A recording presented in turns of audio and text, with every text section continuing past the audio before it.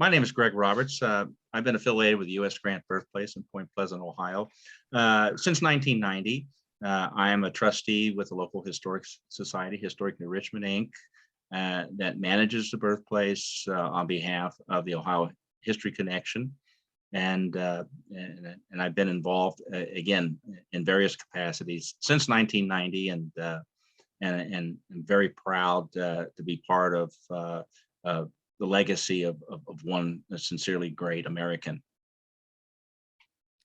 So Greg, it's great to have you and to get your insight on this somewhat, similar to Grant Cottage, is somewhat lesser known historic site in the life of, as you mentioned, a great American. And you said 1990. How did you actually get involved with the historic site initially? Well, back in the late 80s, there was budget cuts at the State Historic Society, and they were looking basically to shut the birthplace down, along with several other historic sites across the state of Ohio. And they initially approached our local Convention Visitors Bureau to see if they were interested in managing the site to keep it open, and they agreed to. And after a couple of years, they approached the local historic society, at which time I was the president of, and asked if we would be interested in assuming management. And we certainly agreed immediately, it being basically an honor to be associated with the presidential birthplace, and a place that, again, not too many communities can brag about being the site of a birthplace of a president, much less someone who is as significant in our history as Ulysses S. Grant. Yeah, and it's a very rural area of southern Ohio. Mm-hmm. Point Pleasant is the name of the community, which is unincorporated. Unincorporated, yep. Yeah, is that part of New Richmond? Now you're part of the New Richmond Historical Society? Well, we were the only established local historic society in this part of Ohio. We're about the birthplace is about roughly 25 miles east of the city limits of Cincinnati, and village of New Richmond is 5 miles west of the birthplace. And we've been a local historic society since 1972. And again, we thought it was a wonderful opportunity, and it has been, again, since we've been involved since 1990. And again, especially with the Grant Bicentennial and some of the modern biographies that I think to a large extent start setting the record straight about who Grant really was, going back to primary sources. We're seeing a boon in terms of knowledge and interest in Grant and the places associated with his life. Well, that's great. And we're certainly glad, and we like to certainly learn more about other Grant-related historic sites. This is a great year for it, the bicentennial year. So why don't we begin with the birthplace, which is a small home that Grant was born in 1822, 200 years ago, hence the bicentennial. Can you give kind of a encapsulated history of the region, and then what drew people there? What's it like, in a natural sense, and what were people doing commercially, and why would Jesse and Hannah Grant, Grant's parents, end up there to have this home? How would they end up with this home in this place in Point Pleasant, Ohio? We're in Southwest Ohio, if you know your geography. In 1822, Ohio, for the most part, particularly Western Ohio, is to a great extent the western frontier of the country, and so the native tribes had been evacuated not too long, and the Grant family, his parents are particularly interesting, their background and how how they came together, and it's really what I would consider a quintessential Ohio story. And again, their story is pretty much tells Ohio history, early Ohio history, and the migration, settling of the state in a nutshell. Of course, Jesse Grant was from the Connecticut area, and his family settled in northern Ohio, in northwestern Ohio, and up near Hudson and Portage County, up closer to Cleveland, Akron, Canton area in northeastern Ohio. And that part of Ohio was set aside as the Western Reserve, and set aside primarily for people immigrating west from New England. Now, here in southern Ohio, along the Ohio River, again, we're right across the river from Kentucky, which was initially an extension of the state of Virginia. And of course, slavery was legal, and obviously in Virginia and also in Kentucky. But here in southern Ohio, the migration patterns were primarily folks who came from the South, and the predominant culture here is Southern, and it is still today, and very conservative and Southern leaning. And so, but you had a few folks like Grant's mother's family, the Simpsons, who came to Southern Ohio through Western Pennsylvania on flatboats and settled amongst primarily, as I said, a Southern-leaning culture, and so you had kind of a mix of cultures from the get-go here in this part of Ohio, and Jesse Grant particularly, his background is fascinating, and so I read early on in my studying of Grant that his father had served an apprenticeship in the tannery of a gentleman by the name of Owen Brown in Deerfield, Ohio. And of course, Owen Brown was the father of a very famous or infamous figure of the mid-19th century by the name of John Brown, the radical abolitionist who led the raid on Harper's Ferry, Virginia. And so Jesse Grant spent 2 years in the same household as John Brown, and he was 2 years older than John Brown. But Grant's father was an admirer of John Brown. And so here in this part of Ohio, abolitionists were a radical minority. I'm interested in how Jesse and Hannah get together. Like the families, I'm assuming, are local to that area, and how they get together, and how Point Pleasant is the kind of the place they land, that little house. Well, Jesse Grant, an experienced tanner, he has a half brother by the name of Peter, who runs a printing press in Maysville, Kentucky, which is roughly 30 miles away from Point Pleasant. And Jesse Grant, looking for work, has a connection with his half brother in the area, comes down. He's offered the job for the local tannery here in Point Pleasant to be the foreman, to run the tannery. That tannery is owned by a gentleman by the name of Thomas Page. Page has another tannery 8 miles north of Point Pleasant in a little town called Bethel, Ohio. Now, Bethel was part of the story because the Grant family, when Grant was at West Point, moved from Georgetown, Ohio, to Bethel. So Jesse takes the job as the foreman for the local tannery. This is in 1821. Mr. Page introduced young Jesse, who's 26 years old and single, which is pretty old, getting up there in years in those days for marriage and courtship. Well, Page introduced him to a 19-year-old woman by the name of Hannah Simpson, who's a little bit above Jesse's stature. The Simpsons are an established farm family near Bethel. And in those days, this being the Western frontier, the prospects for a spouse were pretty slim. And so typically courtships were short, and decisions for marriage were quick. And such was the case with Jesse and Hannah. And so they were married in June of 1821. And they moved into Jesse's little one-room bachelor pad behind me. uh, and so again, for people who count these things, 10 months later, after the marriage, their firstborn son, who they christened Hiram Ulysses Grant, was born in this little one-room cottage.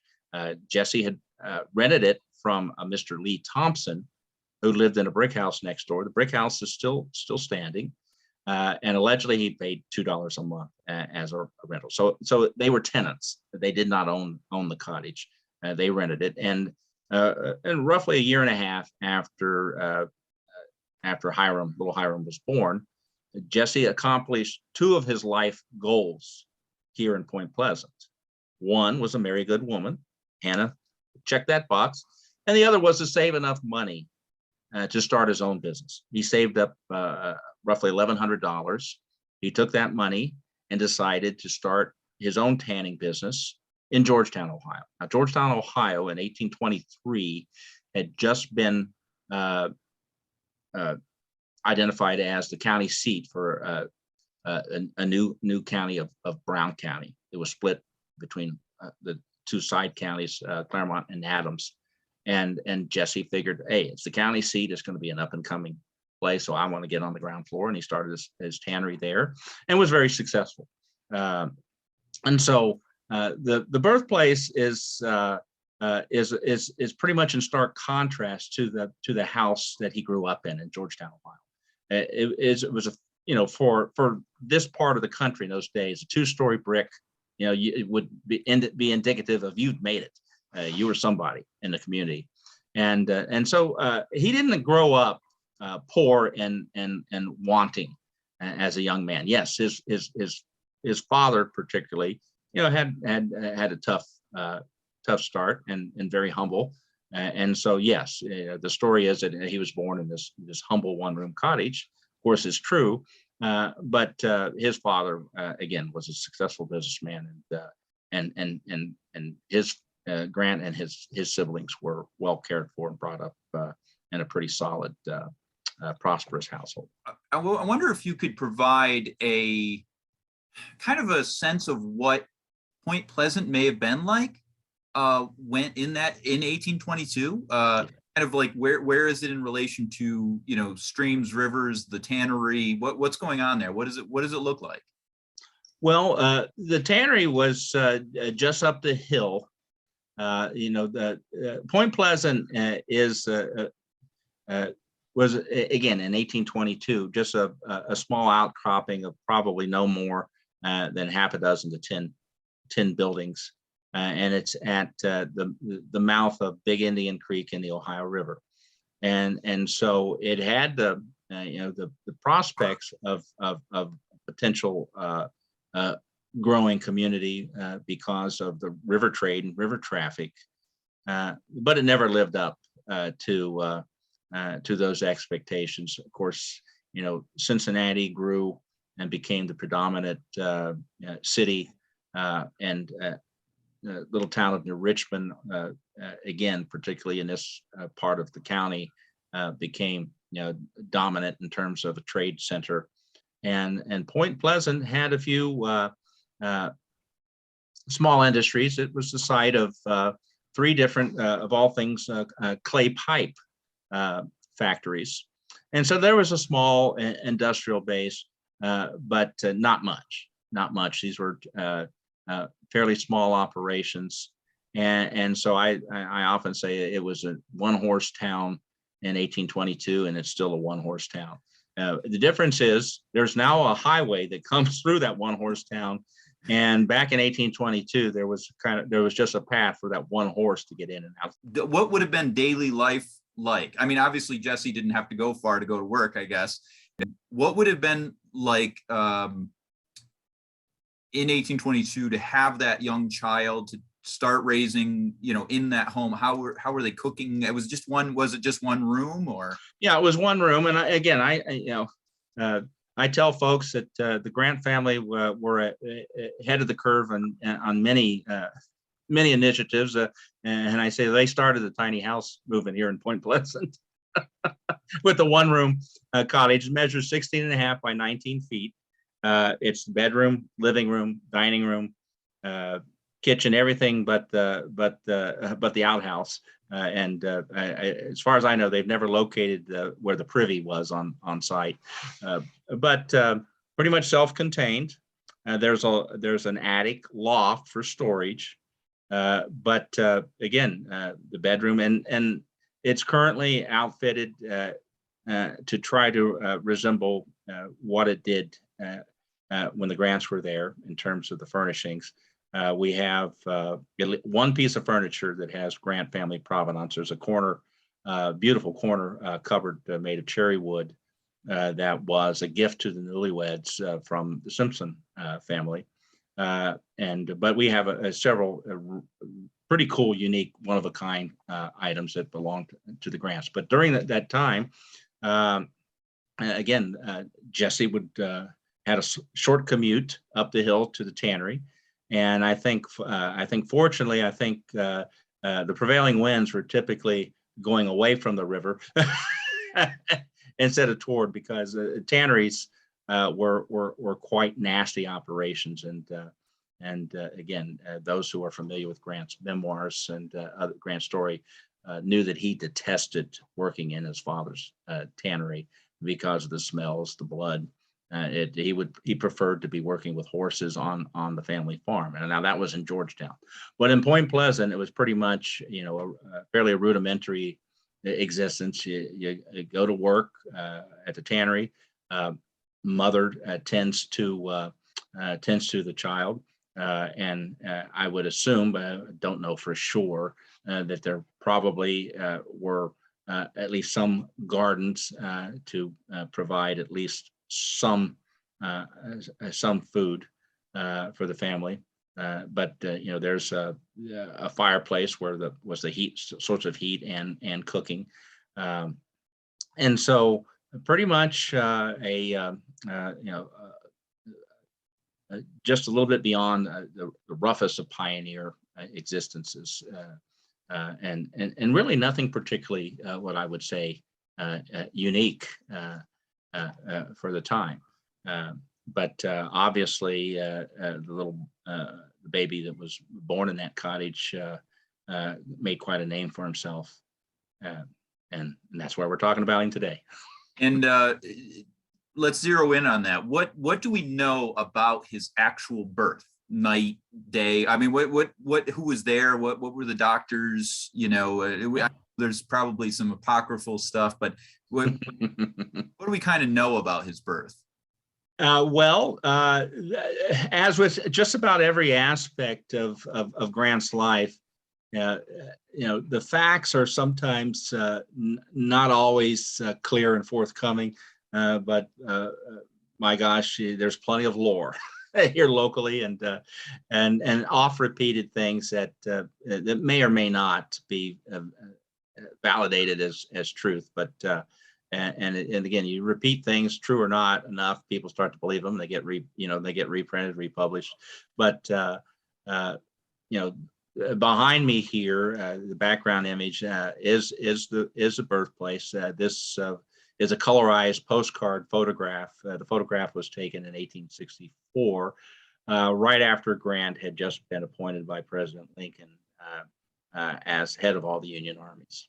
And standing in front of the birthplace, getting his selfie taken, is Dr. John G. Rogers, who was a pioneer doctor, who was a close friend of Jesse Grant, who was summoned at another household. He was 2 miles away, delivering a baby to the Clark family. Again, so he delivered a gal by the name of Mary Clark, and I'll get back to that story here in just a second. But he was summoned. They said, "Oh, we need you down at the point where Jesse's wife Hannah's in labor," and so the way I understand it, around 5 a.m. Dr. Rogers arrived, and baby Grant was born, and local lore handed down within Dr. Rogers' family says that Dr. Rogers told Jesse that he better keep an eye on that little one because he may not make it, which I think to me would indicate that it was probably puny. Again, I think Grant was 116 pounds at West Point. He was not a large human being through most of his young adult life, and images of Hannah Grant indicated that she was not a large woman. Now, again, back to some of that lore is one of the lore, and you get this question posed quite often. Is that it was published many times that he was a 10-pound plus bouncing baby boy, and I don't really believe that based on what the stories handed down through Dr. Rogers' family, and again, knowing what was true, because there's no indication that they had a scale to weigh him. Number one, and the reports that Dr. Rogers cautioned Jesse to keep an eye on him also would lead me to believe that he probably was not a 10-pound. And I don't know if this changed the situation at all, being in a rural area, but was that obviously that was a dangerous time. Infanthood was a dangerous time in the 1820s. As we know, infant mortality or infant death was relatively common, and so there's no guarantee that Grant would ever make it out of that cabin, right? Yes, and it probably didn't hurt that a close family friend was an experienced physician. But at the time, Jesse is about 27, and Dr. Rogers was pretty young as well. He was I think he was 25 years old. But he is Dr. Rogers. His father was a doctor, and their family immigrated from New Jersey. On the same day that Dr. Rogers delivered little Hiram Ulysses Grant, he had previously been at the house 2 miles up the road of Mr. Shadrach Corbin. And I can't recall his wife's name, but she gave birth to a little baby by the name of Mary Clark. Well, Mary Clark was the mother of, again, somebody who is probably obscure, generally speaking, in American history, but she was a mother of Henry Clark Corbin. Well, Henry Clark Corbin became a colonel and led one of the U.S. colored troops infantry during the Civil War, the 14th U.S. CT. And Corbin returned to Claremont County and ran into Grant at our county seat in Batavia. And he had turned down a commission in the Federal Army after his service in the Civil War. And Grant mentioned to Corbin, "Aren't you treating the Army a little shabbily, Colonel Corbin?" And Corbin had a change of heart and signed up, and was very much involved in the Indian Wars. And he later was promoted and became the Adjutant General of the Armies, which is, I think, equivalent to one of the Joint Chiefs of Staff during the Spanish-American War. And he reached the rank of Lieutenant General. Who, again, he was born near to where his mother was born, within 2 miles of one another here in Claremont County. 2 lieutenant generals of the U.S. Army were born. And so we have, an incredible, military history and legacy here. Corbin, again, being part of, the history of African American service to this country, and again, only certain individuals had to qualify to lead those troops, and Corbin, having gone to an integrated school here, a very rare thing in this part of the country in the 1840s and 1850s, had experience and respect for the abilities of African Americans. Dr. Rogers was an abolitionist? Yes, he was. Yes, he was. And his first wife was a woman by the name of Julia Morris. And Julia Morris was the daughter of Senator Thomas Morris. And Senator Morris was the go-between between Jesse Grant and the local congressman Hamer to help get Jesse's son Hiram Ulysses the appointment at West Point, because Jesse and Congressman Hamer had a falling out over monetary policy or something. It wasn't slavery or whatever, but that's at least that's what I have read and heard. And Jesse approached Senator Morris. These were all Congressman Hamer and Senator Morris were rarities of the time. These fellows were anti-slavery Democrats at the time, and Thomas Morris was the first U.S. senator in U.S. history to call for the immediate abolition of slavery on the floor of the U.S. Senate in 1835.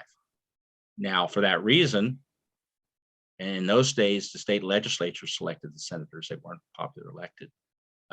Senator Morris was a one-term U.S. senator from Ohio because anti-slavery personalities and politicians weren't, again, what the electorate and the politicians were promoting. And again, partially because, again, it was a very volatile issue. And particularly here, you talked about, the issue of slavery. Families, the Civil War started here in this Ohio River Valley long before 1861. Families arguing and disagreeing over the issue of slavery, because again, this was the front line. We had independent farmers on this side of the river who competed with farmers on the Kentucky side of the river who were utilizing slave labor. And so people from locally who come from large farm families, they had to have a lot of children to run the farm, or hire help, and they were competing against farmers on the other side of the river that were using slave labor. So there were, obviously, some anti-slavery people were against slavery for economic reasons. Others were anti-slavery for religious reasons, and others were against slavery because they took the words in our Constitution literally about equality and such. And again, a lot of that also stems to again, people's religious views. But here in this part of Ohio, we had every aspect of the anti-slavery movement in those terms that were evident. And some folks, again, like old Dr. Rogers here, he was in such a position where he did not have to hide his anti-slavery views. In fact, he's well documented with his local church of penning a letter with the pastor in 1843, threatening to leave the church, if the Presbyterian church, if they continued to commune and accept other churches that condone or supported slavery. And that was a pretty radical thing to do locally in those days. And so being outspoken against slavery was very unique. And again, the other thing here that, again, I try to as far as Grant's family background and the area where he grew up, is that most of the people in the store names I've mentioned thus far, Dr. Rogers, Lee Thompson, the landlord for Jesse, Thomas Page, Thomas Morris, all abolitionists, and nary a one pro-slavery. And so these were the people that, again, Jesse Grant were friends and close allies with. Looking at the boyhood, that's why I think place plays such a big role in Grant's life, and why I'm interested in the places he lived, and other people are too. The different places he lived really influenced his views, because he's growing up in an area that has both pro-slavery, anti-slavery. Then he lives in St. Louis, where there's obviously plenty of pro-slavery. He participates in slavery. And he later says, I was never what could be called an abolitionist. But, in order to understand a statement like that, people need to realize there was an entire anti-slavery spectrum.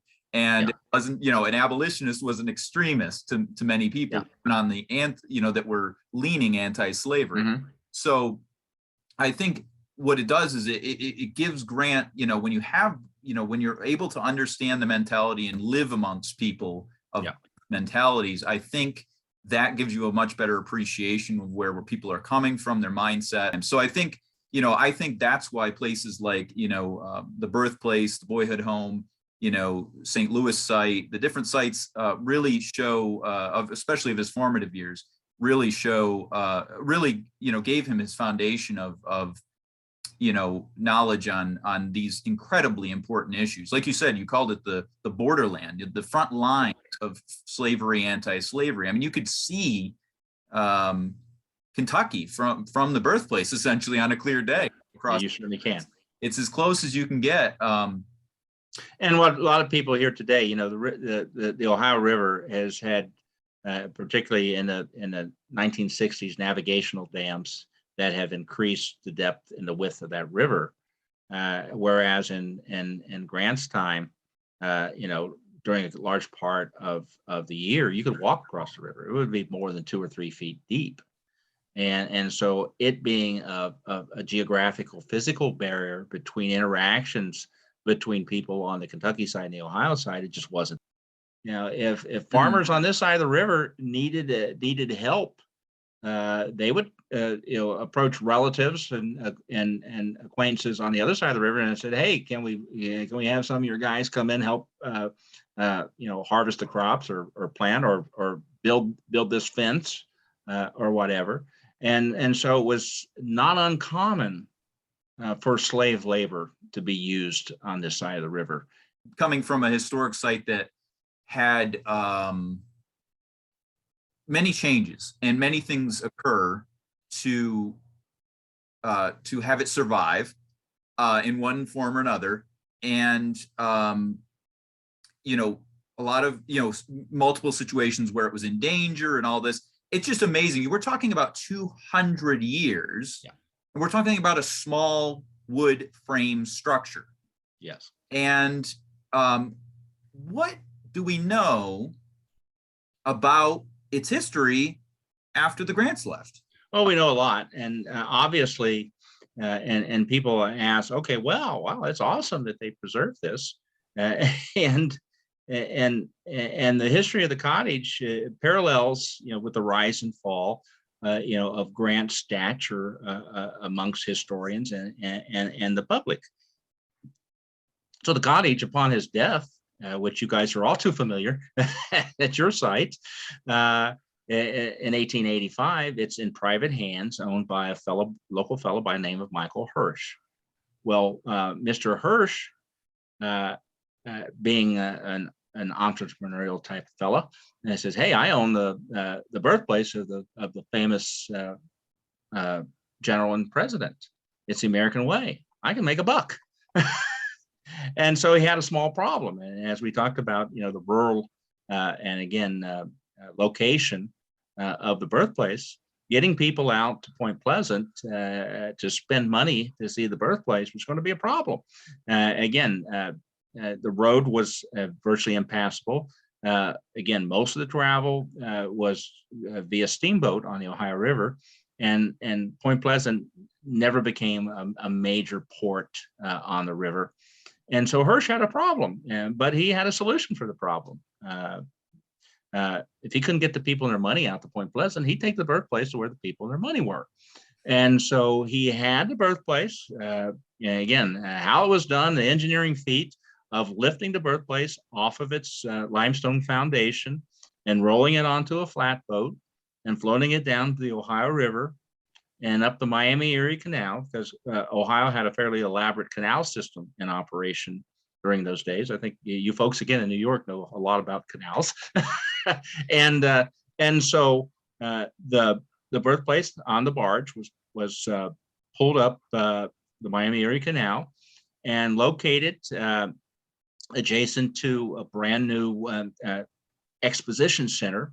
That building is still there. It's called Music Hall in downtown Cincinnati. And Hirsch hired a young school teacher, to give tours of the birthplace and started making a few bucks. He was entertaining offers to buy the birthplace. He was asking $8,000, which is an incredible amount of money in those days. But he accepted an offer from a businessman from Columbus, Ohio, by the name of Henry Chittenden, for $3,000. Chittenden took possession of the birthplace and proceeded to cut it into at least 3 sections, so it would fit on a railroad flat car. And he hauled the birthplace up to Columbus, Ohio, where he reassembled it like a jigsaw puzzle, and a city park, Goodale Park in Columbus, and hundreds of thousands of Civil War veterans and others came to pay their respects to Grant there in Columbus. It eventually became the possession of the Ohio Historical and Archaeological Society. They moved it to the grounds of the Ohio State Fair. And in 1896, the same time the tomb was completed there in New York City. They built a limestone and glass enclosure to protect this shrine from the elements. And it stayed there for 40 years until in 1936. Locals here in Claremont County weren't happy from day one about the birthplace being removed, but they didn't have much clout to do anything. But the local attorney, who was a former Chief Justice of the Ohio Supreme Court by the name of Hugh Nichols, he led the effort. Actually, he was the leader of the Grant Centennial celebration in 1922. And Nichols started the charge to demand that the birthplace be returned to Point Pleasant, which it took 14 years after the centennial celebration. And so it was brought back on 7 trucks during the Great Depression in 1936, reconstructed on the original foundation. The locals had built a 2-story house on the original foundation. And there are several postcard images of that 2-story house. And they moved the 2-story house to make way for the original. But actually, and again, this is an obscure fact that I had to learn. Again, I'm a local postcard collector. I had purchased some postcards, images of the birthplace, and the date was 1929, 1932. And I'd read the back of the postcard, and the inscription say, "Well, we visited the Grant's birthplace today. It was just like it was back in the day." And I'm thinking, well, wait a second. The birthplace is up in Columbus at this time. Well, the locals had built a replica that I can tell you is virtually identical to what sits there today. And I'm still not convinced that we still don't have the replica, not the real thing. But it was fairly well documented that it was deconstructed in Columbus and brought back down, reconstructed on there. But there's not much, and I've yet to find any documentation and stories of what actually happened with the replica to make way for the original. But it was brought back and dedicated as a museum in October of 1936, just in time for the Great Flood of January of 1937. So it was up to the roof line there, the gutter in 1937, and the birthplace almost floated back to Cincinnati in 1937. They had to put sandbags in the floor and in the attic to weigh it down so it wouldn't float away. And so it survived. So, after being high and dry for almost 50 years up in Columbus, they bring it back, and within a matter of months, it almost is destroyed by the Ohio River. So again, it has its own fascinating history, and I often tell people is that as long as Grant's reputation was sound and he was popular and Civil War veterans were alive, and people were singing his praises, there was great interest and monetary value for the birthplace. after the impact of the lost cause historians and after the Civil War veterans started to die off, visitation dropped significantly there in Columbus, and it didn't have the economic power that it had. And so they said, well, let them have it back in Claremont County if they wanted to. And so it happened, and we're happy that it is back where it should be and should have never left. But it's part of the story of the cottage and part of the story of Grant in terms of being able to tell folks, the rise and fall of his great popularity. There are stories that the birthplace it traveled the country, and I have seen no evidence that it traveled anywhere except from Point Pleasant to Cincinnati to Columbus and then back to Point Pleasant, because I would think that it would be a big deal if it came to different towns and cities across the country.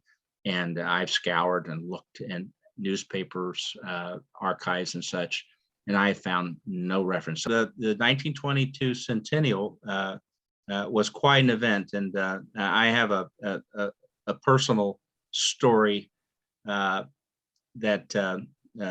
locally I was doing an oral history on a completely different subject, and I was interviewing an elderly resident locally here. At the time, she was 98 years old. Her name was Margaret Fulton, and I was talking with Margaret about her life growing up in the area.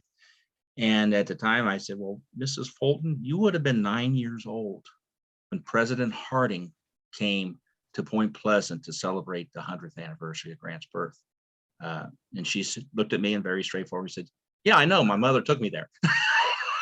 And I said, "Oh my goodness!" And we have a panoramic image in the birthplace, and as soon as you walk in, of the 1922 event. And at that time, the birthplace is in Columbus. There's a two-story house there and they had constructed, the Bell company had constructed a speaker stand with loudspeakers, and this is one of the earliest uses of loudspeaker technology for politicians in American history. And so this panoramic image was produced to demonstrate that, again, there was a alleged crowd of 30,000 people there in this little town, and you have this throng of people in the foreground with the speaker stand and President Harding in the far background. And so I asked Margaret, I said, "Well, what do you remember?" And she said, "Well, it was really crowded." And again, that image, yeah, certainly, it was crowded. And she said, "Well, there were, it was very patriotic. There was red, white, and blue everywhere." And again, the photograph obviously is black and white, but you can see the bunting and the decorations, and there were some World War I era soldiers and such, again, in the foreground. So again, the town was very much bedecked in patriotic decorations. And so then I finally asked her, I said, "Well, Margaret, did you get a chance to see the president? I heard he was a pretty handsome fellow." And she responded, "Oh, he wasn't nothing." And so I assumed that Margaret and her mother were pretty much like most of the folks in this area at that time, pretty staunch Democrats. Margaret, sadly, she was my first honored guest that I invited to come back to the birthplace for the bicentennial. And again, this is just breaks my heart and saddens me. She was 110 years old and passed away about 3 months ago. Oh, my. Yeah. And so What a great story, though, that you recorded. The stories, if you don't record them, they're gone. Those types don't get recorded anywhere usually. So it's wonderful to have that personal history. That's a wonderful story. I appreciate you. And again, she was just a wonderful lady. If you could kind of give a sense of what the museum is in that, like you said, a little park, what is it like today? What can you go and see? What, if you could add what you think is important about the site, what kind of drew you in? And then at the very end, kind of, do you have a vision for the future that you'd like to see? The birthplace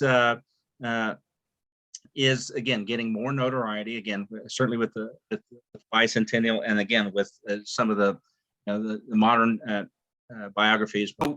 if I was to come to the site today, and you're open, what would the Well, I can tell you, Yeah. all you have to do is give me a call. We're always open.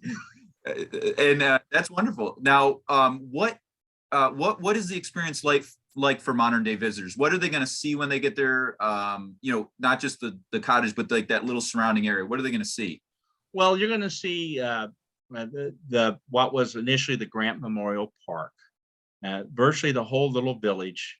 Again, once it was decided that the birthplace was coming back and the Great Depression, the state and local started buying up lots and raising some of the existing buildings to create the memorial park. And so we've got a large, it's almost an acre of open ground where we have a Civil War era cannon that was placed again, basically where Dr. Rogers is standing behind me when it was a two-story house there, to commemorate the fact that this was Grant's birthplace. And even though the cottage was not there at the time, people wanted to recognize that this was the spot. And so that cannon is still here. It's been moved down to the corner of the park. And we have, again, across the street, there are remnants of the original Grant Memorial Bridge across the creek to commemorate that. And there are the stanchions for that bridge, again, with 4 Civil War era cannons at each corner, and a bas relief image of Grant is there. But in the birthplace itself, it's again, those who really appreciate Grant will appreciate the fact that we've got, for a small little one-room museum, we have some pretty interesting artifacts. We have a lock of his hair in a memorial locket. Again, so people say, "Oh, can we clone him?" No, I don't think you can clone people from hair follicles, but we have a lock of his hair, which is fairly interesting. We have the kid gloves that he wore at his first inaugural ball, and people are amazed that they look pretty small. We have a wooden strongbox that he kept his important papers in as president. We have a wallet that he carried as general. And these are all things that were donated to the birthplace when the college was brought back to Claremont County. Grant was apparently very generous with his personal items and gave personal items to friends and acquaintances that were kept in the family. And when the birthplace came back, the family members said, "Hey, these things should be on display for the public," and so that's how most of these items came to be located at the birthplace. And so those are just a few of the things that are on display. But the main, the 16.5 by 19 foot original room in the cabin is outfitted with period furniture for the most part. And we have one piece of furniture that has Grant family provenance. It's a beautiful cherry corner cabinet that was a gift to the newlyweds from the mother side of the family. And again, it was a piece that was handed down through the Simpson Grant family, and again, donated to the museum when it came back from Columbus. Now, the tannery became the church, essentially. Well, the tannery was became became a clay pipe factory, one of 3 different clay pipe factories that were in Point Pleasant after the Grants had moved to Georgetown. But the site of the tannery is now the site of the Grant Memorial Methodist Church. And it's not on the same foundation, but it has pretty much the same footprint. And from looking at the old photographs of the tannery, it's pretty close to the same size, but it's completely new construction. And it's a beautiful church, and we have a lot of our birthday events. We use their sanctuary for speakers and musical performance, and it's a great enhancement to the site. the park across the road has a beautiful view of the Ohio River and the Kentucky hills beyond. Again, so you can see pretty much what the Grant family saw, because it's still pretty much undisturbed, a lot of the landscape here. Their plant, I know there's the building next door. Yeah. Was some sort of a caretaker's home. Yeah, we're working closely with the Yeah. Ohio History Connection to convert that into exhibit space, an education center. And so right now, we're pretty much, a visitor is pretty much reliant on the ability of the docent to tell the stories of Grant and the cottage. There's not a lot of interpretive displays and such, where somebody who did not have a narrator to tell them about different items and such. Hopefully we're working with Ohio History Connection, where there are interpretive displays, to where the need for a narrator or docent to be completely fluent in the Grant stories. I mean, increasing interpretation is, in different methods of interpretation, or something that we are looking at Grant Cottage, and we've done a little bit of that over the last few years, putting up more interpretive panels, things like that. Certainly, helps people to engage more with the site. And obviously, you have a limited space, limited capacity to bring people through the house. So this is something people can do potentially when they are waiting for a tour or something like right. And again, when even when the doors are closed, there are some signage with some of the background story behind the birthplace, that people, so even if we're not open, you'll learn something, you'll experience something here at this site. How's the Land of Grant initiative going?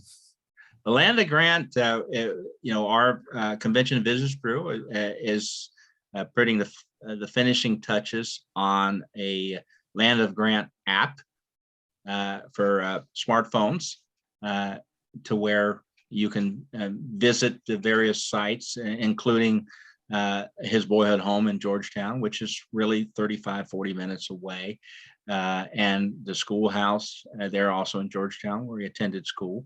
And again, he also attended school at John Rankin, noted abolitionist Underground Railroad conductor in Ripley, Ohio. And so you have the whole, the whole Land of Grant area, and you can see the places that where he once walked, and you can see the places where the Simpson family farm was, and where they went to church, and so we're hoping, and we've been working with the Convention Visitors Bureau to create this experience that anyone at any time can take advantage of if they come to this part of Ohio.